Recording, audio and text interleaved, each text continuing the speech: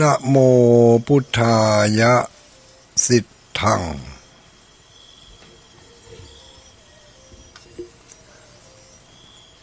นะลูดโมถอนพุทธอดทาลุดยะตกสวาหายนะลูดโมถอนพุทธอดทาลุดยะตกสวาหาย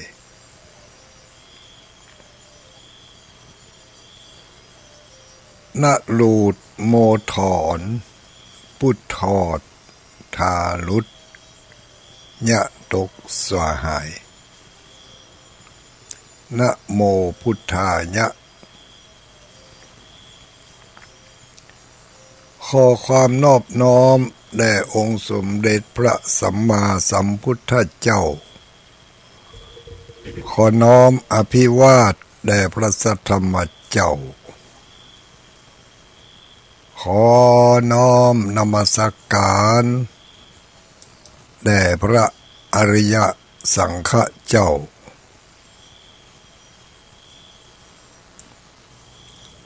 ขอถวายความเคารพมายังท่านพระคุณเจ้าท่านเจ้าคณะพระสังฆาธิการ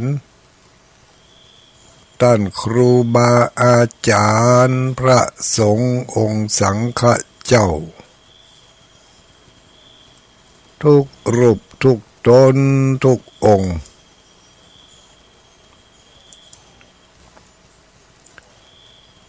เจริญสุขเจริญพ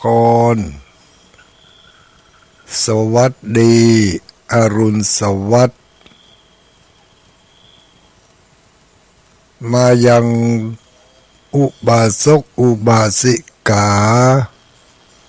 นักศีลนักบุญผู้มีบุญทั้งหลายทุกผู้ทุกคนเจ้าวันนี้เป็นเจ้าวันพฤหัสบดี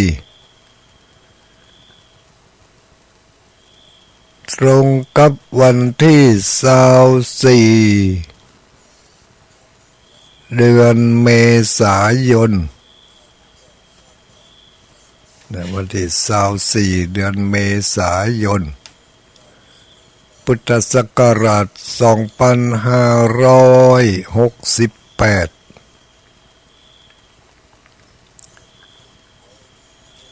เดือน7เหนือเดือน7เหนือวันนี้กี่ค่ำแล้วญาติโยมทั้งหลายโอ้เดือน7แห่ม12ค่ำเดือน7แห่ม12ค่ำพร่ำว่าเป็นวันพฤหัสบดีที่24เดือนเมษายนวันนี้ ทุกๆเจ้าของวันพฤหัสบดีเวลาประมาณ6 โมงถึง7 โมงญาติโยมเขาทั้งหลายจะได้พบปะกับอาตมาภาพพระครูปฏิภาณธรรมทินเจ้าอาวาสวัดพระธาตุม่อนจอมพออำเภอเวียงป่าเป้าจังหวัดเชียงรายอยู่ในเขตตำบลเวียงอำเภอเวียงป่าเป้าจังหวัดเชียงรายทุกเจ้าวันพฤหัสถ้าบ่ติดขัดภารกิจการงานอันใดและถ้าเครื่องมันเครื่องส่งเครื่องรับเครื่องส่งมันบ่มีปัญหาก็จะได้มาพบมาปะกันในยามเจ้าขวาย มาเดี๋ยวนี้ก็แจ้งลึ่งแล้วเจ้ายามเจ้าของฤดูนี้บ่เหมือนกับฤดูอื่นฤดูนี้นี่ปานสนี่นี่พอออกไปทางนอกไปลึกเป็นลึ่งแหมสักกรรมก็ตะวันจะออกแล้วตื่นเจ้ามาล้างหน้าด้วยน้ำใสล้างใจด้วยน้ำธรรมล้างหน้าด้วยน้ำใสล้างใจด้วยน้ำธรรม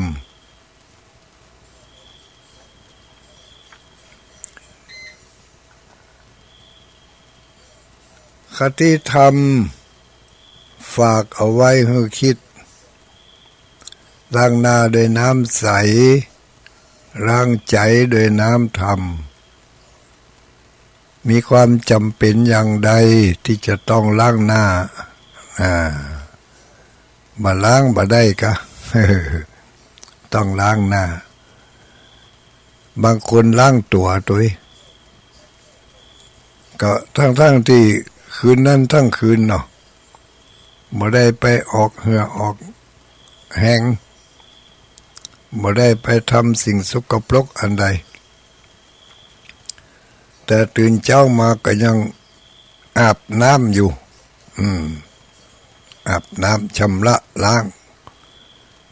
ร่างกายให้ดู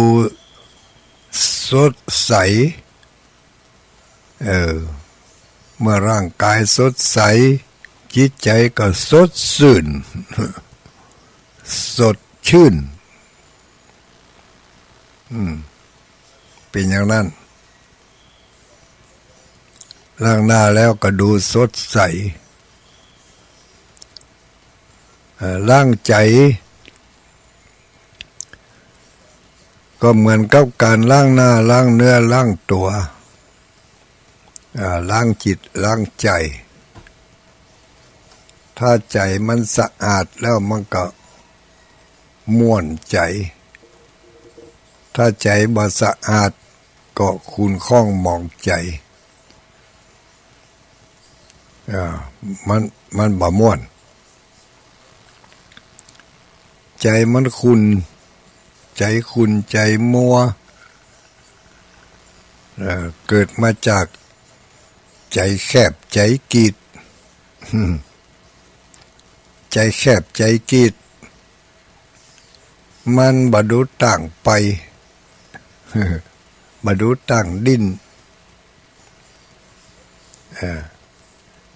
จะไปทางใดจะกึดอย่างใดก็กึดได้ในวงแคบมันบักกว้าง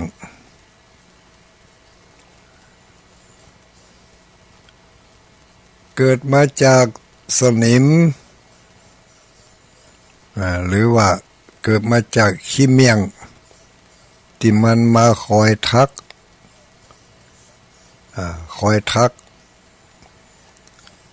มาทักมาป้อหัวจิตหัวใจเกิดความคิดที่มันบัดสะดวกมันบักกว้างมันคิดได้บ่ราบรื่นคิดได้บ่ราบรื่นบ่มีความปลอดโปร่ง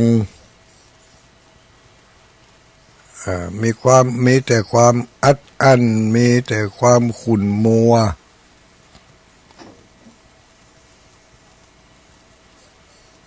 ความกังวล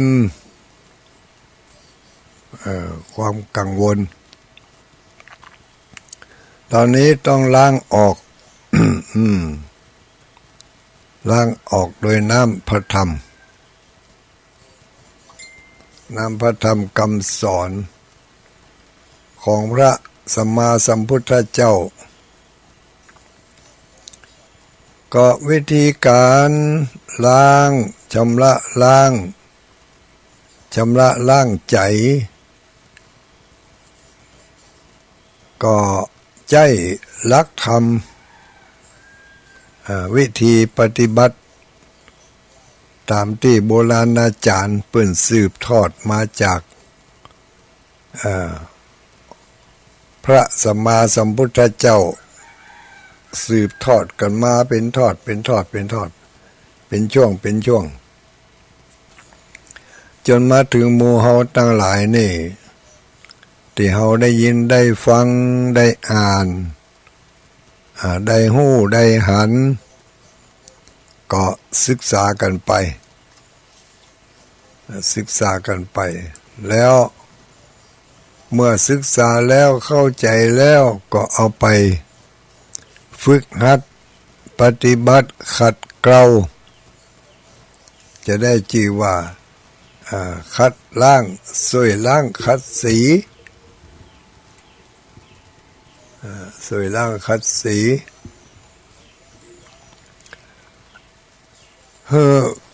ใสสะอาด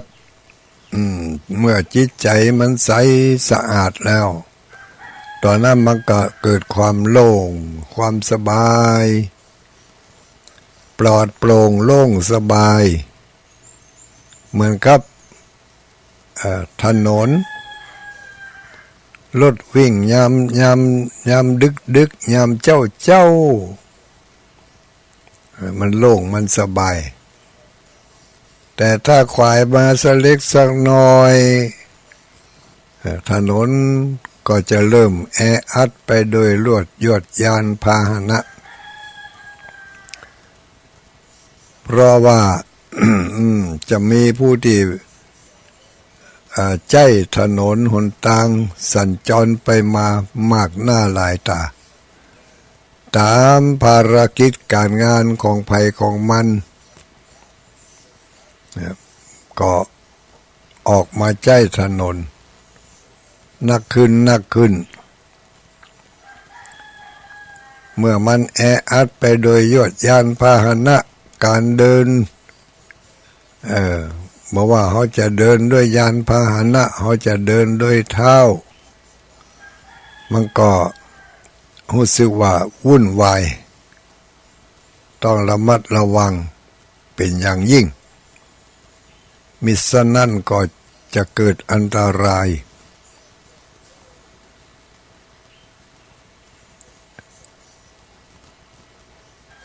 ภายในตัวภายในใจของเขาก็เหมือนกันอันนี้ก็เหมือนกัน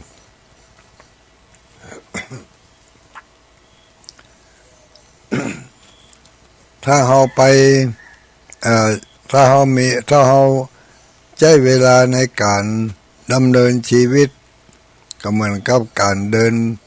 บนท้องถนน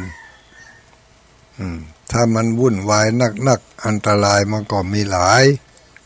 ต้องระมัดระวัง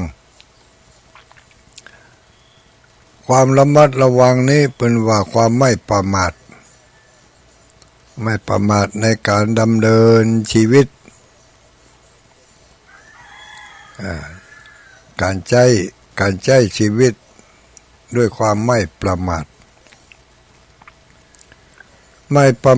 ในเรื่องความเป็นอยู่การทำมาหาเลี้ยงชีพการเข้าหาสมาคมกับเพื่อนกับฝูงกับคนต่างที่อยู่ต่างอาศัยกันเนาะ เรียกว่าเข้าหาสมาคมกับฝูงชนกับกลุ่มชนเฮาลำพังเฮาจะอยู่คนเดียวเฮามันบ่มีเพื่อนบ่มีฝูงนั่นมันก็โดดเดี่ยวดายง่อมจ้อยไว้ แต่ถ้าหากว่าเราไปคบหาสมาคมกับเพื่อนกับฝูงก็ชื่อว่าเรามีสังคมแล้วก็การใช้ชีวิตแบบอยู่คนเดียวกับแบบอยู่ในสังคม มันก็จะแตกต่างกันเล็กน้อยการใช้ชีวิตอยู่คนเดียวไม่ต้องเกี่ยวข้องกับใครมันก็จะเป็นไปได้ยากเพราะว่าเขาต้องอาศัยเพื่อนฝูงอาศัยคนรอบข้างเป็นกู้เป็นกิมกันบางเตือก็มีคู่มีกู้มีกิมตลอดชีวิตบางเตือบางรายก็มีกู้มีกิมชั่วครั้งชั่วคราว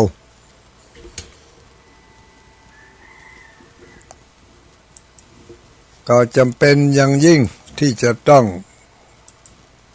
มีมีเพื่อนทางใจเพื่อนคู่คิดมิตรคู่ใจก็คือต้องอาศัยสติสัมปชัญญะต้องมีสติมีสัมปชัญญะเพิ่มนักขึ้นยิ่งเขามีเพื่อนมีฝูงนักต่อใดการระมัดระวังต่างๆก็ต้องเพิ่มขึ้นถ้าบัจจะอ่านแล้วเขาก็จะอยู่กัน อย่างลำบากเพราะขาดสติขาดสัมปชัญญะ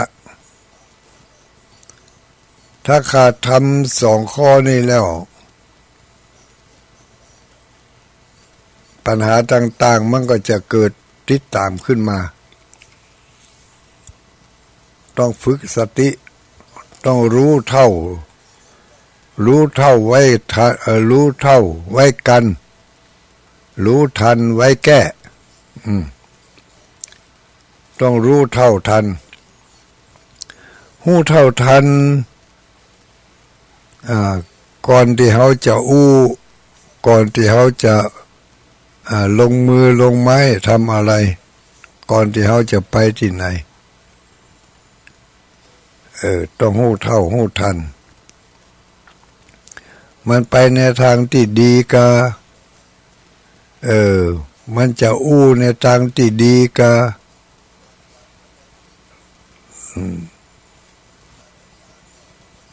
ก็ต้องมีความสำนึก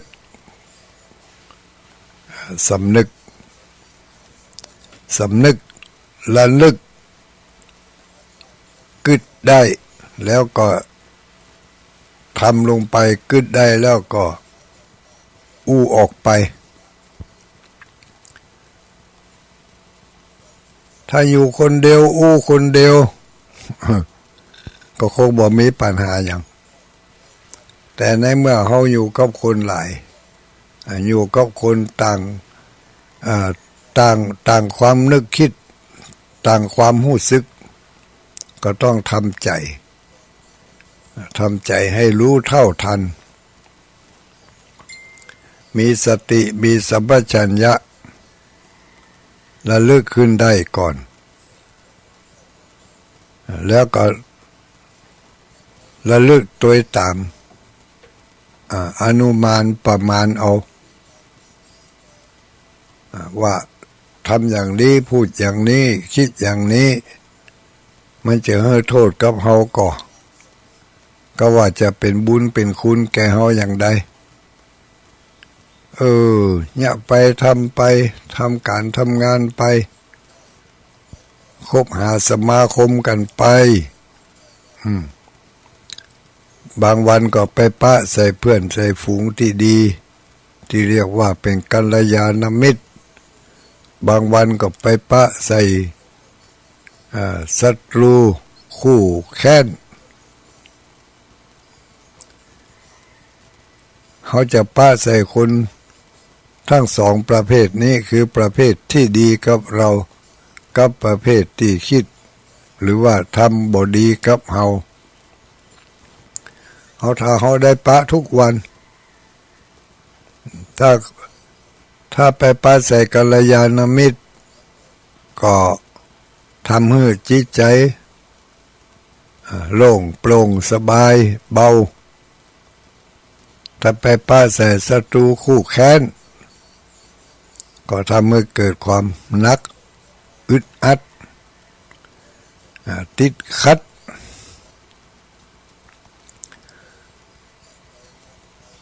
ก็จะเป็นสาเหตุ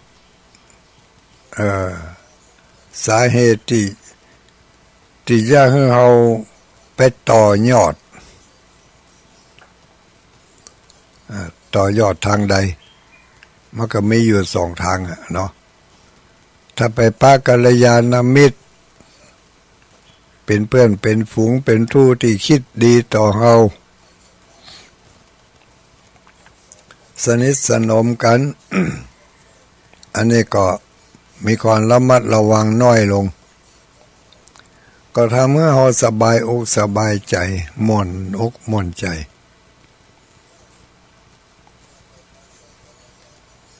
ก็เป็นคุณเป็นประโยชน์เรียกว่าปะกับกัลยาณมิตรถ้าไปปะกับคนที่บอกคิดดีกับเราบอกเป็นมิตรคิดเป็นศัตรูบางทีก็เป็นคู่รักคู่เป็นคู่แค้นกันมาเมื่อนนานไปปะกันในที่ใดที่หนึ่ง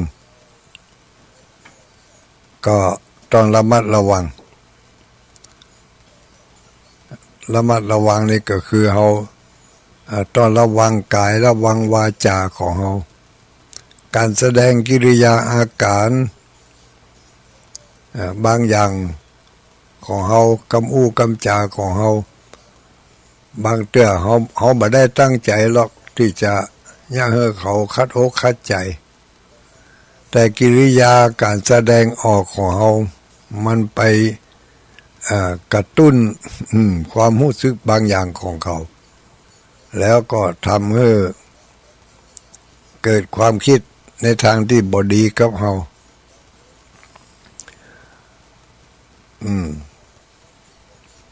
อันนี้อยู่กับเป็นบอกว่าอยู่คนเดียวระวังความคิดอยู่กับมิตรระวังวาจาเห็นนะเนาะบางทีเขาก็ตั้งใจจะอู้จัดดีปรารถนาดีแต่คนฟังมันไปฟังมันได้ยินไปเป็นทำเรื่องหนึ่ง มันก็ห้ามมาได้เนาะเขาจะคิดอย่างนั้นเขาจะคิดบวกคิดลบเขาไม่ได้ตั้งใจที่จะให้เขาเกิดความคิดบวกคิดลบเขาก็ทำของเขาพูดของเขาออกไปแต่ก็ยังว่านะ ต้องสำรวมระมัดระวังอยู่กับคนรอบข้างก็ต้องระวังวาจากำอู้กำใดที่มันจะไปคุยเคียไปกระตุ้นสิ่งที่บดีให้เกิดขึ้นไปจุดประกายความจุดประกายความเกลียดความเครียดความแค้นตั้งแต่อดีต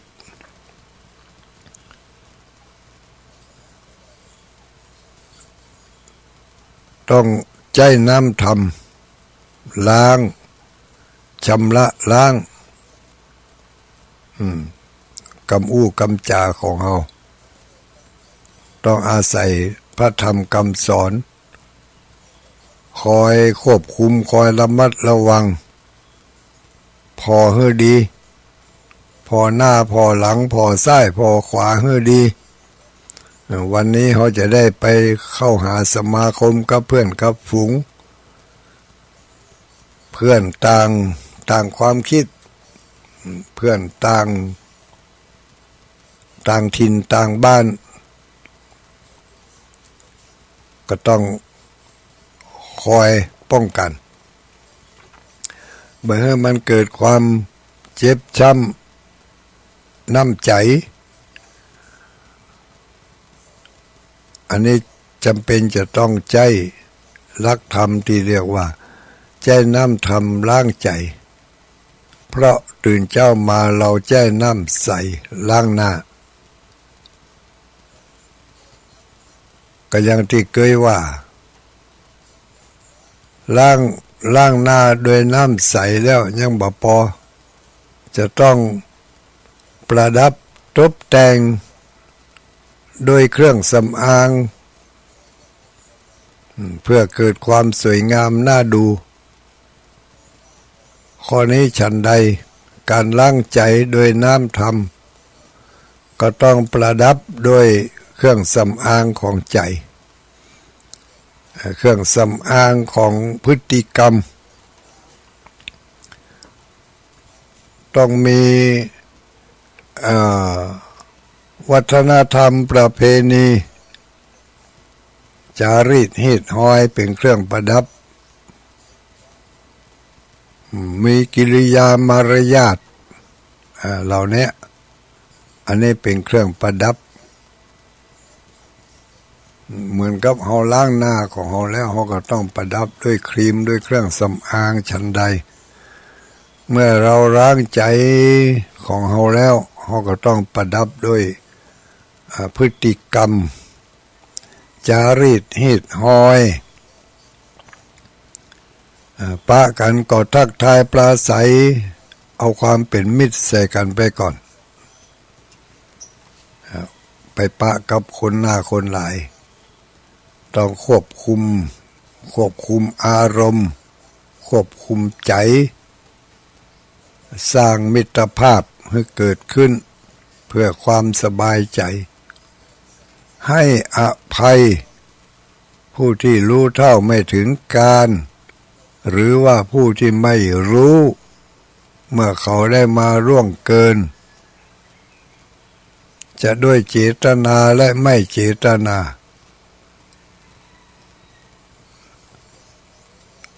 ถ้าเราควบคุมคอยป้องกันตัวป้องกันใจของเราอยู่อย่างนี้ก็เหมือนกับที่เราล้างหน้าล้างตาแล้วก็เอาครีมเอาเครื่องสำอางเข้าไปพอกไปป้องกันเบื่อหันรอยดำรอยด่างของผิวพรรณของเนื้อตัวของหน้าตาปิดเอาไว้ก่อนกิริยามารยาทการแสดงออกต่อหน้าคนหลายจะแสดงออกมาอย่างใดต้องคอยระมัดระวังโดยมารยาทโดยฮีดหอยอย่างเขาไปปะผู้รักผู้ใหญ่ก็เพื่อนฝูงยกมือไหว้สวัสดีโชคดีปีใหม่อย่างหมดเนี้ยเหล่านี้เรียกว่าเป็นเครื่องประดับประดับจิตประดับใจโดยพฤติกรรมที่แสดงออก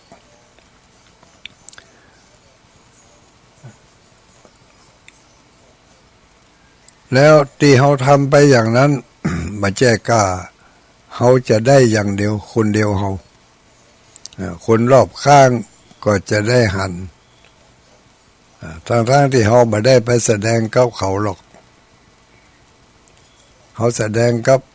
งออกกับถึงคนหนึ่งแต่คนที่รอบข้างหันกิริยาอาการของเขาก็สบายใจชื่นใจดีใจที่หันกิริยาอาการของเขาแสดงออกมาโดยความจริงใจอย่างนี้เรียกว่าร่างใจด้วยน้ำธรรมประดับประคับประคองด้วยจารีตประเพณี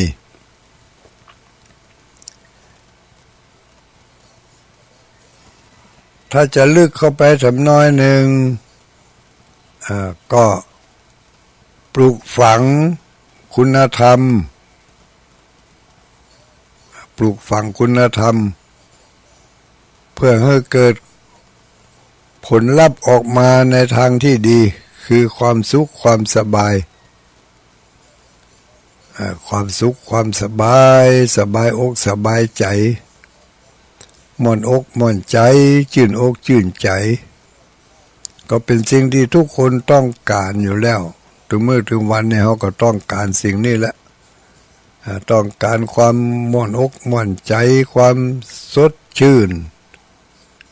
ความอบอุ่นเขาจึงทำทุกสิ่งทุกอย่างเพื่อจะให้ได้สิ่งเหล่านี้มา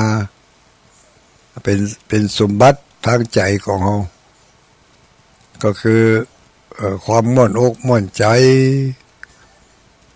อยู่ไหนบ่ว่าเวอยู่ไหนบ่เงียบเหงาอยู่ไหนบ่มีจิตใจขุ่นมัวจะเนี่ยอะไรยังทำอะไรยังอยู่ก็ทำด้วยความเพลิดเพลินจำเริญใจสิ่งเหล่านี้จะเกิดขึ้นได้ก็ต่อมามันฝึกหัดบ่อยๆบ่อยๆฝึกหัดอันดับแรกก็คือมีความเมตตาคือความฮักความเอ็นดูสงสารเป็นพื้นฐานของจิตใจผู้ที่ใฝ่ในการปฏิบัติธรรมการปฏิบัติธรรมฝึกหัดใจให้มีเมตตาธรรมใจอ่อนอ่อนโยนไม่ใช่อ่อนแอมีจิตใจที่อ่อนโยนมันจะแสดงออกมาทางกิริยามารยาทก็ต้องฝึกหัดกันละ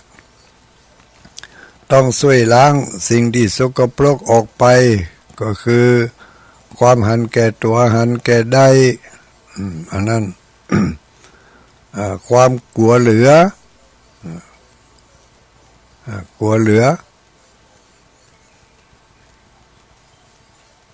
เหล่านี้ต้องคอยป้องกันเพื่อมันเกิดขึ้นในจิตสำนึกแล้วมันจะได้บัดแสดงออกในทางที่ไม่ดีถ้าเขาแสดงกิริยาอาการที่บ่ดีออกมากับฝ่ายตรงกันข้ามหรือว่าบุคคลที่เขาปบปะอยู่ทั้งที่เขาแสดงกิริยาออกกับคนต่อคนก็ระหว่างเขากับเขาสองคนต่างกันเองนะแต่ผลออกมาก็คือคนรอบข้างที่ได้หู้ได้หันก็พลอยได้รับผลกระทบไปตัวผลกระทบถ้าเขาแสดงกิริยามารยาทในทางที่ดีต่อกันคนที่เขาหู้เขาหันเขาก็ชื่นอกชื่นใจตัวมีความยินดีตัวแต่ถ้าเขาไปแสดงกิริยาอาการที่ไม่เหมาะสมกับคนที่เขาสนทนาตัวคนที่เขาพบปะและคนที่รอบข้างก็ได้หันกิริยาอันบ่สมควรของเขาก็รังเกียจเขาตัวทั้งที่เขาไม่ได้ไปแย่อย่างเขาไม่ได้ไปแย่อย่างเขาโดยตรงไม่ได้ไปว่าไปด่าไปแจ้งเขาโดยตรงเขากับคนแห่งคนหนึ่งที่สนทนากันแต่ว่าคนรอบข้างได้รับผลกระทบโดย รับผลกระทบก็คือบ่สบายใจตัวหันกิริยาอาการอันบางงามบดีบางงามของเขาแล้วเขาก็บ่ม่วนใจตัวมันอย่างที่ตุลุงจังเคยว่าเหมือนกับเขาเอาน้ำจากขวดมาถอกใส่แก้วเนาะ เอาน้ำจากขวดมาถอกใส่แก้วใส่ก๊อกถอกไปในเมื่อมันเต็มแก้วแล้วมันก็ล้นออกมาทางนอกแก้วในแก้วนั้นมันได้รับน้ำแล้วเต็มที่แล้วมันก็ล้นออกมาทางนอกรอบแก้วนั่นก็จะได้รับน้ำไปโดยเพราะมันล้นออกมาแล้วรอบข้างรอบนั้นมันก็ได้รับน้ำไปโดยมันก็หดน้ำต้นไม้เอาน้ำต้นไม้เอาน้ำไปหดใบมันหดยอดหดใบมันตั้งเก้ามันก็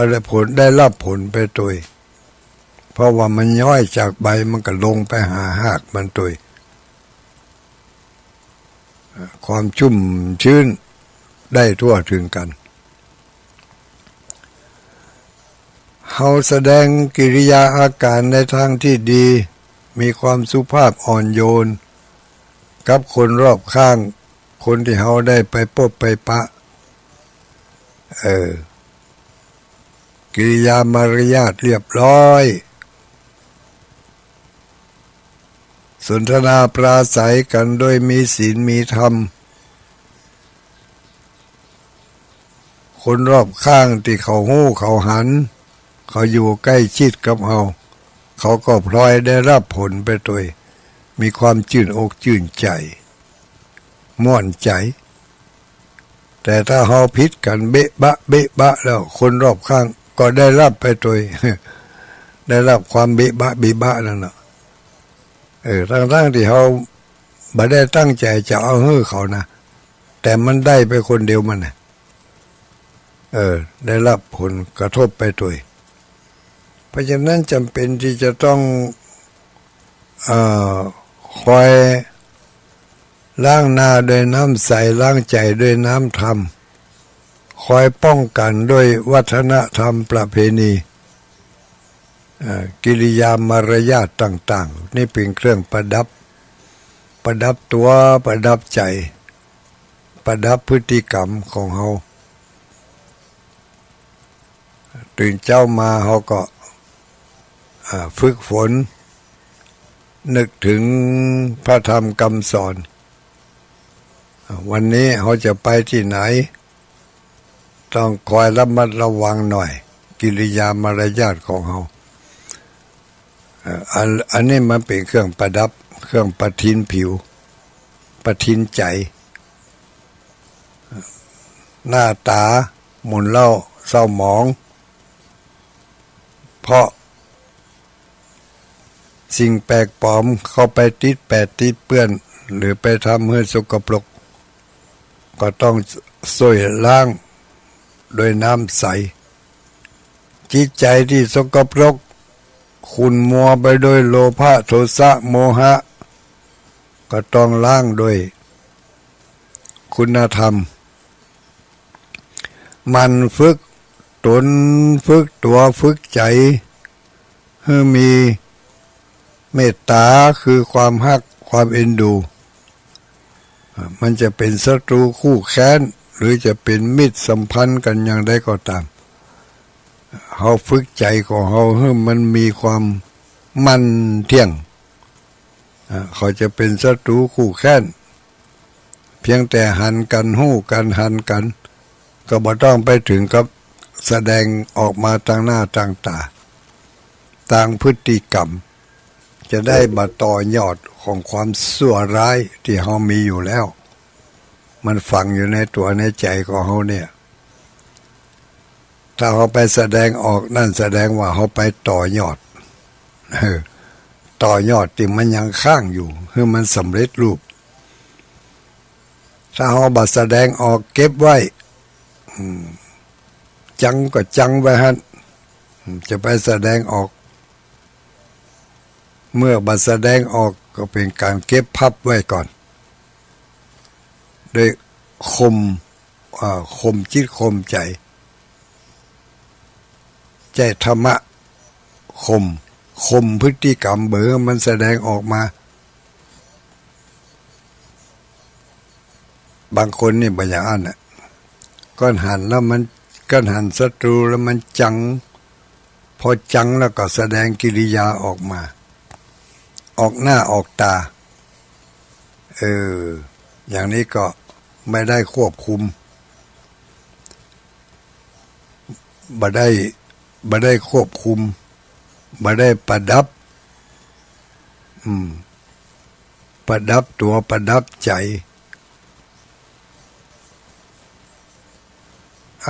วันนี้เขามีงานมีการที่จะต้องไปพบปะกับเพื่อนกับฝูงคอยควบคุมใจของตัวเก่าเฮาให้ดีทุกวันบ่ใช่การเฉพาะวันนี้วันเดียวทุกวันมันฝึกฝนบ่อยๆมันก็จะเกิดความเคยชินแล้วต่อไปมันก็จะเป็นนิสัยทำบ่อยๆฝึกบ่อยๆหลังจากที่เรามีพฤติกรรมอย่างนี้ตั้งแต่เล็กแต่น้อยมาพอมาถึงวัยนี้แล้วสมควรที่จะปล่อยที่จะวางไปได้ละบ่สร้างเวรสร้างภัยบ่สร้างโทษไว้ให้มันไปต่อยอดข้ามภพข้ามชาติก็ให้มันสิ้นสุดกันในปัจจุบันนี้ฮักภัยชอบภัยเกลียดภัยจังภัยก็เก็บไว้หันจะไปแสดงออกมาถ้ามันแสดงออกได้แล้วมันคือมันสำเร็จรูปแล้วลูกตอนนี้ให้มันที่มันมีอยู่ก็ให้มันก่อเป็นให้มันตั้งไว้ฮะนะเขาบอกไปต่อยอดมันให้มันสำเร็จรูปมันก็จะบ่เป็นพิษเป็นภัยในภายนอกถึงมันจะอยู่ภายในก็เรื่องของมันมันเป็น นิสัยที่อยู่หันมาเหมือนเป็นอนุสัยนอนเนื่องอยู่ในขันธสันดานของเรามาหลายภพหลายชาติแล้วจะเอาออกกันง่ายๆมันก็บ่ได้บ่ใช่ว่าจะเอาออกกันได้ง่ายๆเพียงแต่ว่าเขาบ่ไปต่อยอดมันก็จะเริ่มหายไปแต่น้อยในที่สุดก็จะกลายเป็นอโหสิกรรมกันไปไม่มีเวรไม่มีภัยต่อกันเผลอๆอาจจะกลายเป็นกัลยาณมิตรขึ้นมาในภพนี้ชาตินี้ก็ว่าได้ด้วยความตั้งใจดีตั้งความปรารถนาดีต่อคนทุกคนบอกว่าคนนั้นจะเป็นเพื่อนเป็นฝูงเป็นมิตรสหายแม้กระทั่งเป็นศัตรูต่อกัน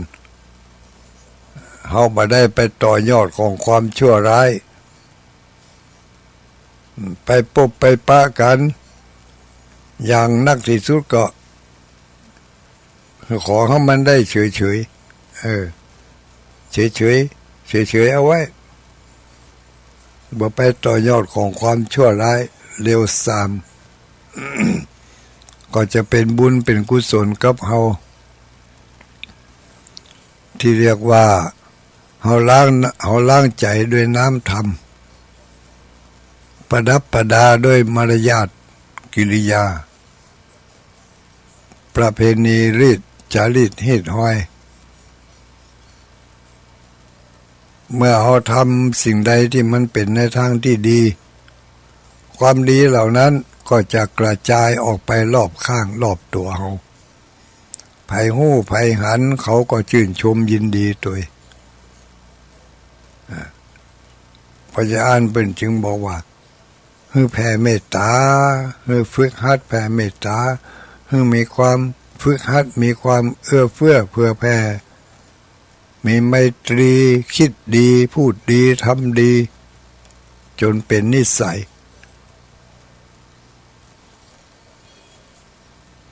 ถึงแม้ว่าเขาจะเฒ่าชราแก่ชรามาจนป่านนี้สิ่งเหล่านี้ก็ยังจำเป็นสำหรับเรา ฝึกทำดีคิดดีพูดดีอดไว้ซึ่งความชั่วร้ายเลวทรามมันจะมีก็ให้มันอยู่หั่นน่ะบ่ให้มันพยายามที่ควบคุมบ่ให้มันแสดงออกในทางที่ไม่ดีเนาะอย่างนี้ก็จะเป็นการปลูกฝังสิ่งที่ดีที่งามไว้ให้ลูกให้หลานให้คนรอบข้างเขาหันแล้วเขาอาจจะเอาไปเป็นแบบอย่างเป็นแบบฉบับที่เขาจะต้องทำอย่างนั้นเขาจะต้องคิดอย่างนั้นเหมือนกับเราคิดก็เป็นการเผยแผ่คุณงามความดีอย่างหนึ่งก็เป็นการเผยแผ่พระธรรมกระจายพระธรรมออกไป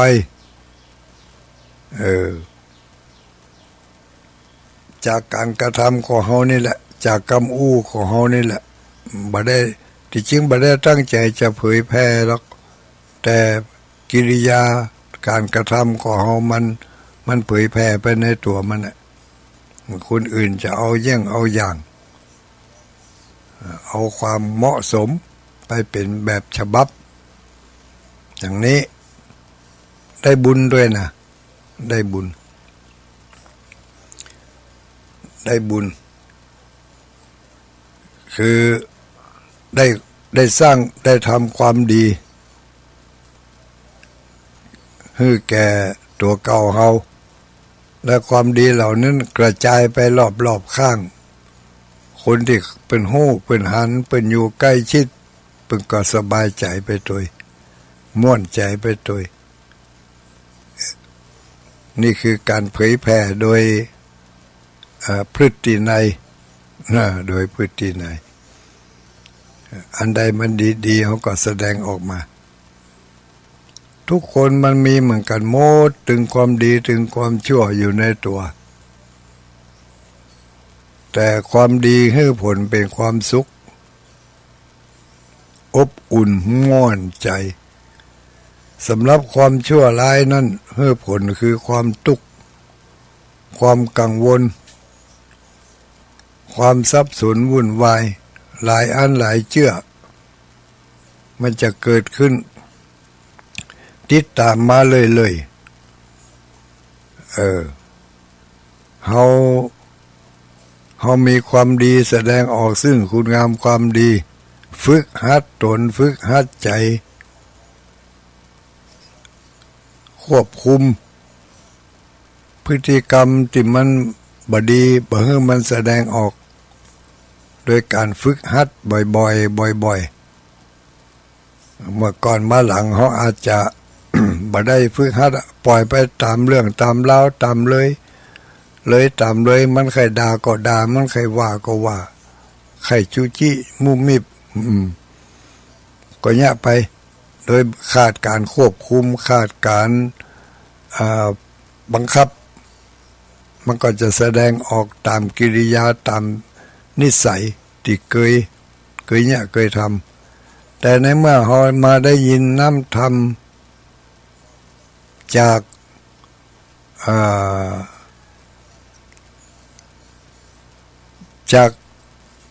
ได้ยินน้ำธรรม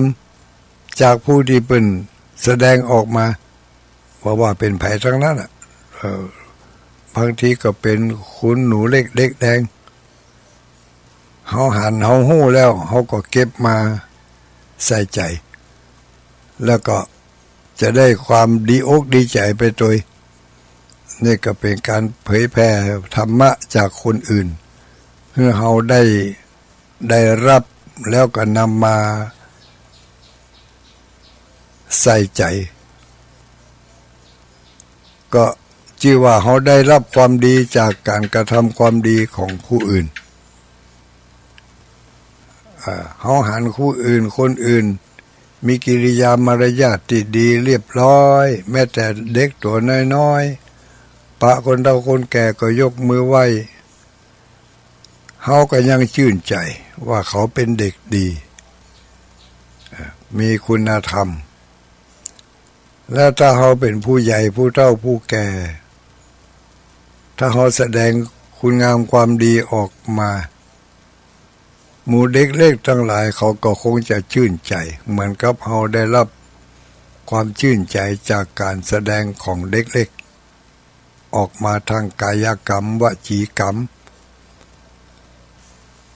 ดังนั้นเราต้องทำต้องฝึกหัดขัดเกลาเอาสิ่งชั่วร้ายออกไปช่วยล้างสิ่งที่มันบ่ดีออกไปแล้วก็ฝึกฝนทำคุณงามความดีทางกายกรรมการแสดงออกทางกายทางมือทางเท้าทางกิริยาท่าทางทางตา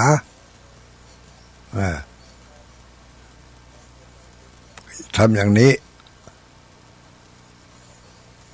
ในขณะที่เราทำนั่นเราทำนั่นแหละเป็นการเผยแพร่ไปโดยเพราะคนรอบข้างจะได้รับผลกระทบจากการกระทำของเราเพราะเราอยู่กันไม่ใช่ว่าเราอยู่คนเดียวเราอยู่กับเจ้าหมู่เจ้าจุมอย่างน้อยๆก็คนในครอบครัวของเราพ่อแม่อยู่ด้วยกันถ้าพ่อแม่ผิดกันผลได้รับลูกพลอยได้รับไปโดยลูกหลานได้รับไปโดยถ้าพ่อแม่ดีต่อกันลูกหลานก็ชื่นอกชื่นใจถ้าพ่อแม่ผิดกันเถียงกันลูกหลานก็ได้รับความต่ำก้อยน้อยใจบ่สบายใจไปโดยมีหลายครอบครัวที่ละอ่อนอยู่ตัวบ่ได้เป็นไม่เหวเปลวฟูไปอยู่กับที่นั่นที่นี่ถึงจะอยู่บ้านอยู่ไปก็อยู่แต่ตัวใจบ่อยู่บ้านบ่ยอมรับคำสั่งคำสอนคำตักเตือนบอกกล่าวจากคุณพ่อคุณแม่ก็เพราะว่าคุณพ่อคุณแม่ได้แสดงพฤติกรรมที่ทำให้เขาบ่สบายใจออกมาให้เขาได้หู้ได้หันถึงวันจนกลายเป็นเรื่องที่ชินชาไปฮะเมื่อเขาบ่ได้รับความอบอุ่นบ่ได้รับความยินดีปรีดาจากพฤติกรรมของเขาก็ต้องไปหาความอบอุ่นและความยินดีปรีดาจากที่อื่นก็หนีออกบ้านออกจองไปบางทีก็ไปก่อกรรมกระทำเวรกับผู้ที่เขาบ่ชอบอกบ่ชอบใจขาดการยั้งคิดเพราะมันติดมาจากภายในครอบครัวเป็นส่วนหนึ่ง ส่วนใหญ่ฮะตัวนะครอบครัวขาดความอบอุ่นคุณพ่อคุณแม่อยู่ด้วยกันต่างคนก็ต่างเอาแต่ใจบ่ได้เอื้อเฟื้อเผื่อแผ่กันบ่ได้งอเข้าหากัน มีแต่จะฮักห้ำหันกัน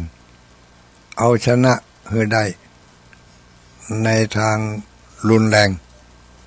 ในที่สุดก็เป็นเหตุทำให้ครอบครัวขาดความอบอุ่นบ่ม่วนบ่ม่วนก็เหมือนกับที่นั่งที่นอนมีกระมดกระแมงเนาะมีแต่ความสกปรกเขาจะไปนั่งไปนอนก็บ่ม่วนใจละลูกเต้าเหล่าหลานอยู่กับเฮาถ้าเฮาละหองละแหงกันบ่อยๆพิษกันบ่อยๆทำร้ายทุบตีกันบ่อยๆมันก็กระทบกระเทือนไปถึงลูกถึงเต้านะเพราะฉะนั้นวัฒนธรรมส่วนนี้มีความจำเป็นที่จะต้องมีความอดความทนอดกลั้นฝึกฝนให้มีสติสัมปชัญญะรู้เท่าไว้กันรู้ทันไว้แก้ แย่แล้วแก้ไม่ทันเพื่อหู้มาลูกหลานติดยุกติดยาติดเพื่อนติดฝูงคบกันไปในทางที่บ่ดีแล้วพอมันติดมาตั้งแต่น้อยๆฝังมาเป็นนิสัยมันอัดอั้นมักหมมสะสมไว้พฤติกรรมนั้นแสดงออกภายในครอบครัวบ่ได้ก็ต้องไปแสดงออกภายนอกครอบครัว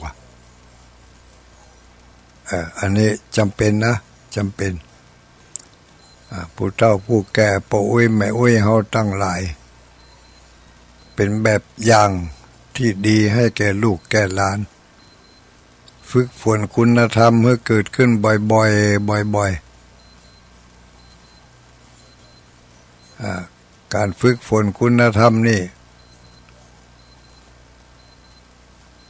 เหมือนกับเขาได้มอบมรดกอันสำคัญคือแก่ผู้ที่เขาจะมาสืบทอดเอาจากเขาไป